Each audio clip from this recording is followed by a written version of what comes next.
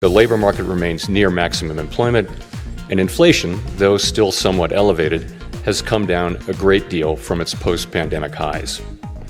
At the same time, the balance of risks appears to be shifting. In my remarks today, I will first address the current economic situation and the near-term outlook for monetary policy. I will then turn to the results of our second public review of our monetary policy framework, as captured in the revised Statement on Longer-Run Goals and Monetary Policy Strategy that we released today. When I appeared at this podium 1 year ago, the economy was at an inflection point. Our policy rate had stood at 5.25% to 5.5% for more than a year. That restrictive policy stance was appropriate to help bring down inflation and to foster a sustainable balance between aggregate demand and supply. Inflation had moved much closer to our objective, and the labor market had cooled from its formerly overheated state. Upside risks to inflation had diminished, but the unemployment rate had increased by almost a full percentage point, a development that historically has not occurred outside of recessions. Over the subsequent 3 Federal Open Market Committee meetings, we recalibrated our policy stance, setting the stage for the labor market to remain in balance near maximum employment over the past year. This year, the economy has faced new challenges. Significantly higher tariffs across our trading partners are remaking the global trading system. Tighter immigration policy has led to an abrupt slowdown in labor force growth. Over the longer run, changes in tax, spending, and regulatory policies may also have important implications for economic growth and productivity. There is significant uncertainty about where all of these policies will eventually settle and what their lasting effects on the economy will be. Changes in trade and immigration policies are affecting both demand and supply. In this environment, distinguishing cyclical developments from trend or structural developments is difficult. This distinction is critical because monetary policy can work to stabilize cyclical fluctuations, but can do little to alter structural changes. The labor market is a case in point. The July employment report, released earlier this month, showed that payroll job growth slowed to an average pace of only 35,000 per month over the past 3 months, down from 168,000 per month during 2024. This slowdown is much larger than assessed just a month ago, as the earlier figures for May and June were revised down substantially. But it does not appear that the slowdown in job growth has opened up a large margin of slack in the labor market, an outcome we want to avoid. The unemployment rate, while edging up in July, stands at a historically low level of 4.2% and has been broadly stable over the past year. Other indicators of labor market conditions are also little changed or have softened only modestly, including quits, layoffs, the ratio of vacancies to unemployment, and nominal wage growth.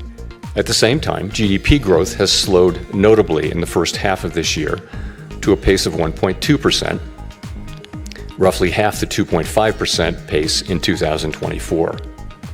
The decline in growth has largely reflected a slowdown in consumer spending. As with the labor market, some of the slowing in GDP likely reflects slower growth of supply or potential output. Turning to inflation, higher tariffs have begun to push up prices in some categories of goods. Estimates based on the latest available data indicate that total PCE prices rose 2.6% over the 12 months ending in July.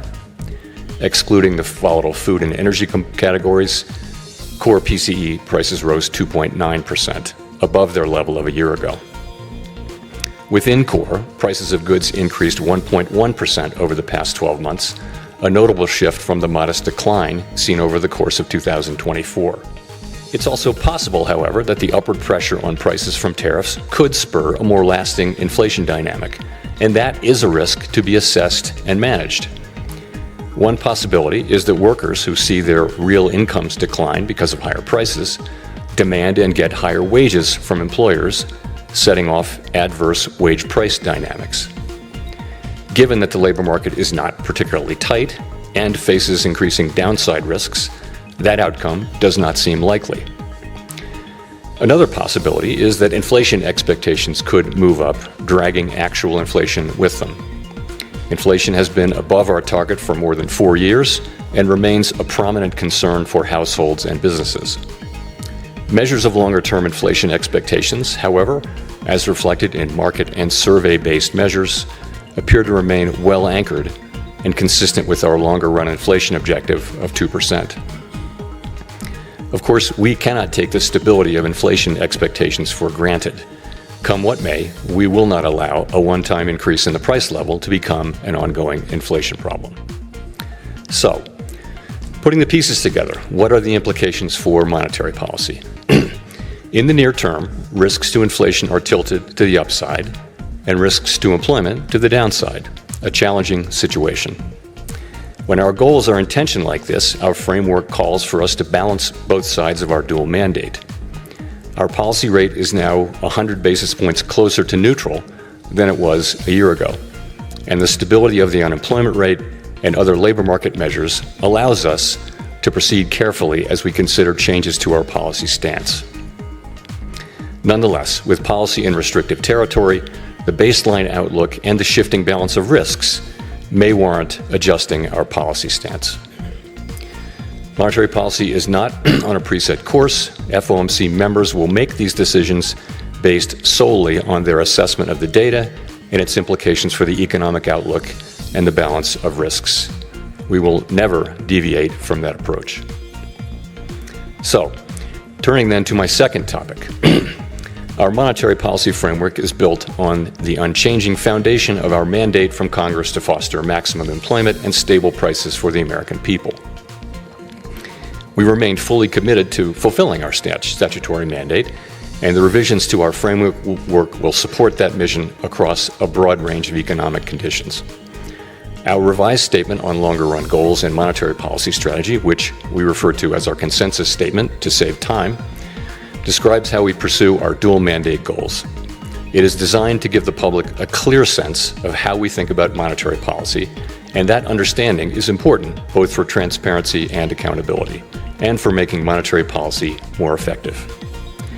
The changes we made in this review are a natural progression grounded in our ever-evolving understanding of our economy. We continue to build upon the initial consensus statement adopted in 2012 under Chairman Ben Bernanke's leadership. Today's revised statement is the outcome of the second public review of our framework, which we conduct at 5-year intervals.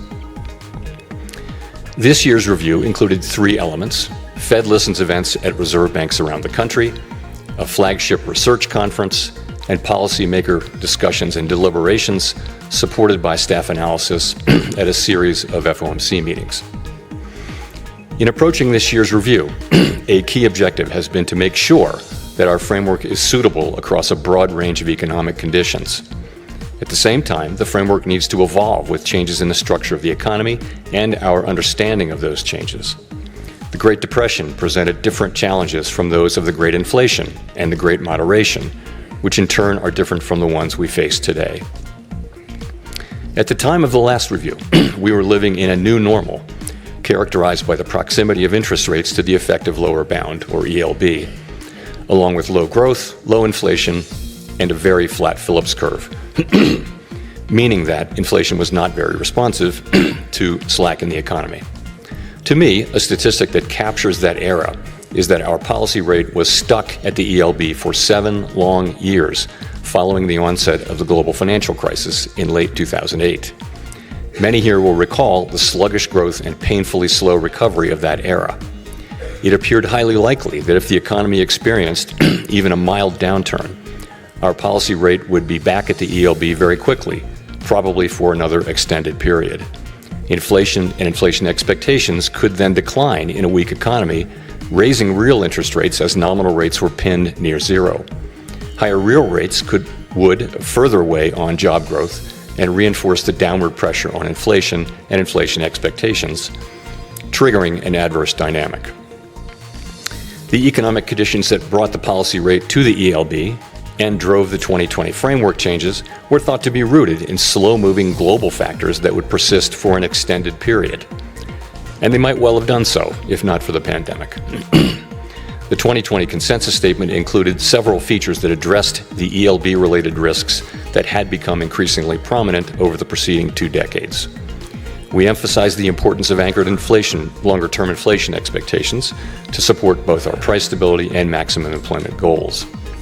Drawing on an extensive literature on strategies to mitigate risks associated with the ELB, we adopted flexible average inflation targeting, a make-up strategy to ensure that inflation expectations would remain well anchored even with the ELB constraint.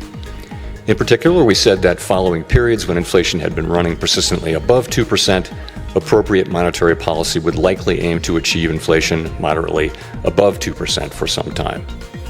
In the event, rather than low inflation in the ELB, the post-pandemic reopening brought the highest inflation in 40 years to economies around the world. Like most other central banks and private sector analysts, through year-end 2021, we thought that inflation would subside fairly quickly without a sharp tightening in our policy stance, as this slide will show. When it became clear this was not the case, we responded forcefully, raising our policy rate by 5.25 percentage points over 16 months. That action, combined with the unwinding of pandemic supply disruptions, contributed to inflation moving much closer to our target without the painful rise in unemployment that has accompanied previous efforts to counter high inflation. This year's review considered how economic conditions have evolved over the past 5 years.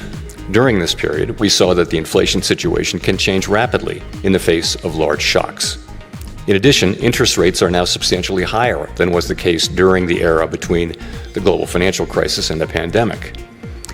With inflation above target, our policy rate is restrictive, modestly so in my view. We cannot say for certain where rates will settle out over the longer run, but their neutral rate may now be higher than during the 2010s, reflecting changes in productivity, demographics, fiscal policy, and other factors that affect the balance between saving and investment. During the review, we discussed how the 2020 statement's focus on the ELB may have complicated communications about our response to high inflation. We concluded that the emphasis on an overly specific set of economic conditions may have led to some confusion, and as a result, we made several important changes to the consensus statement to reflect that insight. First, we removed language indicating that the ELB was a defining feature of the economic landscape. Instead, we noted that our monetary policy strategy is designed to promote maximum employment and stable prices across a broad range of economic conditions. The difficulty of operating near the ELB remains a potential concern, but it is not our primary focus. The revised statement reiterates that the committee is prepared to use its full range of tools to achieve its maximum employment and price stability goals, particularly if the federal funds rate is constrained by the ELB. Second, we returned to a framework of flexible inflation targeting and eliminated the make-up strategy. As it turned out, the idea of an intentional moderate inflation overshoot had proved irrelevant. There was nothing intentional or moderate about the inflation that arrived a few months after we announced our 2020 changes to the consensus statement, as I acknowledged publicly in 2021. Well-anchored inflation expectations were critical to our success in bringing down inflation without a sharp increase in unemployment. Anchored expectations promote the return of inflation to target when adverse shocks drive inflation higher, and limit the risk of deflation when the economy weakens. Further, they allow monetary policy to support maximum employment in economic downturns without compromising price stability. Our revised statement emphasizes our commitment to act forcefully to ensure that longer-term inflation expectations remain well anchored to the benefit of both sides of our dual mandate. The revised statement also notes that maximum employment is the highest level of employment that can be achieved on a sustained basis in a context of price stability. This focus on promoting a strong labor market underscores the principle that durably achieving maximum employment fosters broad-based economic opportunities and benefits for all Americans. The feedback we received at Fed Listens events reinforced the value of a strong labor market for American households, employers, and communities. Fourth, consistent with the removal of shortfalls, we made changes to clarify our approach in periods where our employment and inflation objectives are not complementary. In those circumstances, we will follow a balanced approach in promoting them. The revised statement now more closely aligns with the original 2012 language. We take into account the extent of departures from our goals and the potentially different time horizons over which each is projected to return to a level consistent with our dual mandate. These principles guide our policy decisions today, as they did in the 2022 to 24 period, when the departure from our 2% inflation target was the overriding concern. We also continue to view a longer-run inflation rate of 2% as most consistent with our dual mandate goals. We believe that our commitment to this target is a key factor, helping keep longer-term inflation expectations well anchored. Experience has shown that 2% inflation is low enough to ensure that inflation is not a concern in household and business decision-making, while also providing a central bank with some policy flexibility to provide accommodation during economic downturns. Finally, the revised consensus statement retained our commitment to conduct a public review roughly every 5 years. There's nothing magic about the 5-year pace. That frequency allows policymakers to reassess structural features of the economy and to engage with the public, practitioners, and academics on the performance of our framework. It is also consistent with several global peers.